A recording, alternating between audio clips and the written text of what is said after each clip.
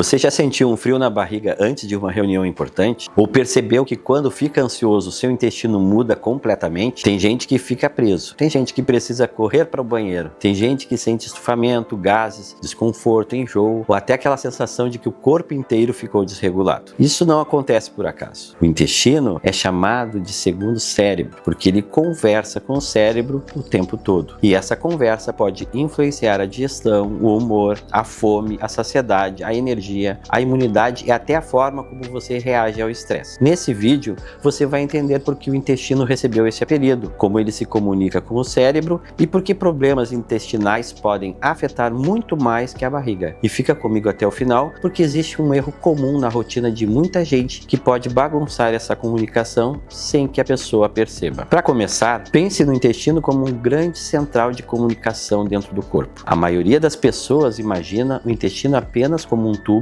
por onde a comida passa. A pessoa come, digere, absorve nutrientes e elimina o que não precisa. Só que a função do intestino é bem mais sofisticada do que isso. Ele tem uma rede enorme de neurônios, substâncias químicas, bactérias, células de defesa e sinais hormonais funcionando ao mesmo tempo. É como se existisse uma central de comando ali dentro, observando o que chega, interpretando o ambiente e enviando mensagens para o restante do corpo. Por isso ele é chamado de segundo cérebro. Esse segundo cérebro não pensa como o cérebro da cabeça, ele não cria ideias, não toma decisões conscientes e não faz planos, mas ele sente, reage, comunica e influencia. Ele percebe o que você come, como você dorme, seu nível de estresse, sua rotina, sua inflamação, seu estilo de vida e até a qualidade das bactérias que vivem ali. E a partir disso ele manda sinais para o cérebro. A comunicação entre intestino e cérebro acontece principalmente por um eixo chamado eixo intestino-cérebro. Pense nesse eixo como uma estrada de mão dupla. O cérebro envia mensagens para o intestino e o intestino envia mensagens de volta para o cérebro. É por isso que emoções podem mexer com o intestino. Antes de uma prova, uma entrevista, uma cirurgia, uma viagem, uma conversa difícil, muita gente sente o intestino reagir. A pessoa ainda nem enfrentou a situação, mas o corpo já entendeu que algo importante está acontecendo. O cérebro percebe a ameaça, pressão ou expectativa. Em seguida, o intestino responde. Agora pensa no contrário. Quando o intestino está inflamado, desregulado ou funcionando mal, ele também pode enviar sinais ruins para o cérebro. E isso pode aparecer como cansaço, irritabilidade, dificuldade de concentração, alteração de humor, compulsão alimentar ou sensação de corpo pesado. Daqui a pouco você vai entender por que isso pode acontecer mesmo em pessoas que aparentemente comem pouco ou tentam se cuidar. Antes, vamos imaginar uma cena comum. Uma pessoa acorda atrasada, toma café rápido, come qualquer coisa em pé, sai correndo, passa a manhã trabalhando sob pressão, almoça olhando o celular, mastiga pouco, toma café várias vezes ao longo do dia e chega à noite exausta. Depois come mais do que gostaria, sente estufamento, dorme mal e acorda no outro dia repetindo o mesmo ciclo. Essa pessoa talvez pense, meu intestino é ruim, mas muitas vezes o intestino está reagindo à rotina. O intestino sente a pressa, sente o estresse, sente o sono ruim, sente o excesso de ultraprocessado, sente pouca fibra, sente pouca água, sente o sedentarismo, sente a alimentação desorganizada. E ele responde. Um dos pontos mais importantes dessa história é a microbiota intestinal. A microbiota é o conjunto de bactérias, fungos e outros micro-organismos que vivem no intestino. E isso pode parecer estranho no começo, mas muitas dessas bactérias são essenciais para a saúde. Elas ajudam na digestão, na produção de substâncias importantes, na proteção da barreira intestinal e na comunicação com o sistema imunológico e com o cérebro. Pensa na microbiota como uma cidade dentro do intestino. Quando essa cidade está equilibrada, as coisas funcionam melhor. As ruas fluem, os serviços funcionam, a segurança está ativa e a comunicação acontece com mais organização. Mas quando essa cidade entra em desequilíbrio, o trânsito fica caótico. Começam os sinais de inflamação, desconforto, gases, alterações do intestino e mensagens confusas para o corpo. Esse desequilíbrio pode acontecer por vários motivos: dieta pobre em fibras, excesso de alimentos ultraprocessados, excesso de açúcar, álcool, sono ruim, estresse crônico, uso inadequado de antibióticos e baixa variabilidade alimentar. E aqui entra uma curiosidade importante. O intestino participa da produção e regulação de substâncias que se relacionam com o bem-estar, saciedade e humor. Por isso, quando falamos de saúde intestinal, não estamos falando apenas de digestão. Estamos falando de um sistema que conversa com o metabolismo, com a imunidade e com o cérebro. Pensa no seguinte exemplo. Tem dias em que você come uma refeição pesada, muito gordurosa, rápida e em grande quantidade. Depois disso vem sonolência, estufamento, aquela sensação que o corpo ficou lento. Não é só a comida pesando, é o corpo inteiro mobilizando energia para lidar com tudo aquilo. Agora compara com uma refeição mais equilibrada, com proteínas, fibras, vegetais, comida de verdade. A digestão tende a ser mais organizada, a saciedade dura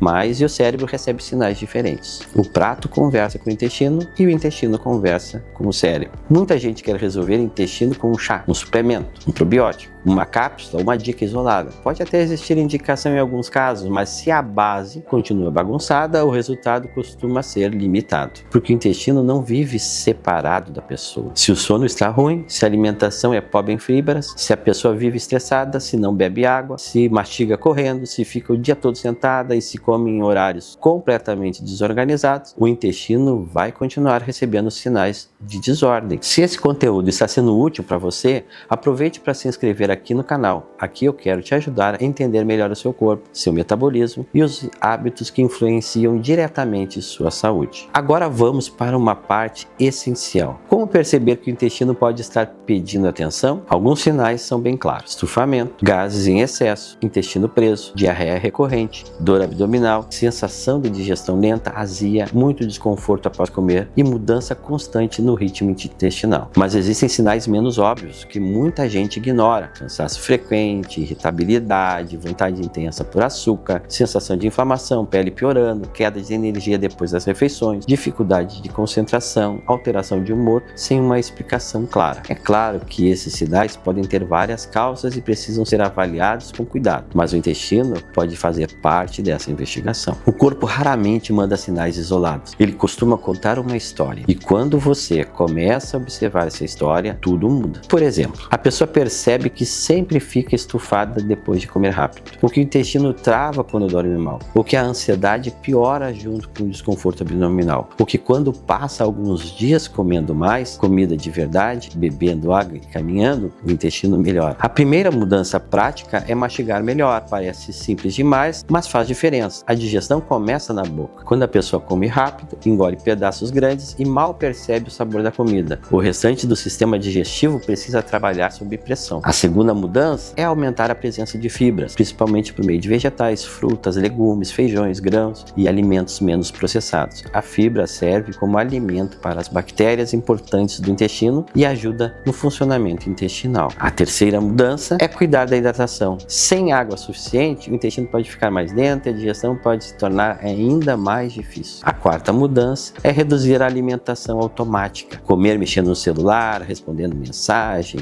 assistindo algo estressante ou trabalhando pode atrapalhar a percepção de saciedade e favorecer escolhas piores. E a quinta mudança é olhar para o estresse, porque um corpo em alerta não digere do mesmo jeito que um corpo em segurança. Pensa em um animal da natureza. Se ele percebe perigo, ele não para digerir. Ele precisa fugir ou lutar. O nosso corpo moderno vive algo parecido quando passamos o dia em estado de pressão constante. Só que em vez de predador, temos prazos, boletos, notificações, trânsitos, reuniões, conflitos e excesso de estímulos. O intestino sente isso. Por isso, cuidar do intestino envolve comida, mas também envolve ritmo de vida. E aqui está o principal aprendizado. O intestino é chamado de segundo cérebro porque ele tem uma rede própria de comunicação e influencia o corpo inteiro. Ele conversa com o cérebro, responde ao estresse, participa da saciedade, interage com a imunidade, abriga a microbiota e ajuda a regular sinais importantes para o metabolismo e o bem-estar. Quando o intestino vai mal, a pessoa pode sentir isso na barriga, mas também pode perceber reflexos na energia, no humor, na fome e na qualidade de vida. Então, em vez de olhar para o intestino como um problema isolado, comece a enxergá-lo como um espelho da rotina. como você come, como você dorme, como você lida com o estresse, como está a sua hidratação, como está a sua mastigação, como está a qualidade dos alimentos que entram no seu corpo todos os dias? Essas respostas dizem muito. E quanto mais você entende essa conexão, mais claro fica que cuidar do intestino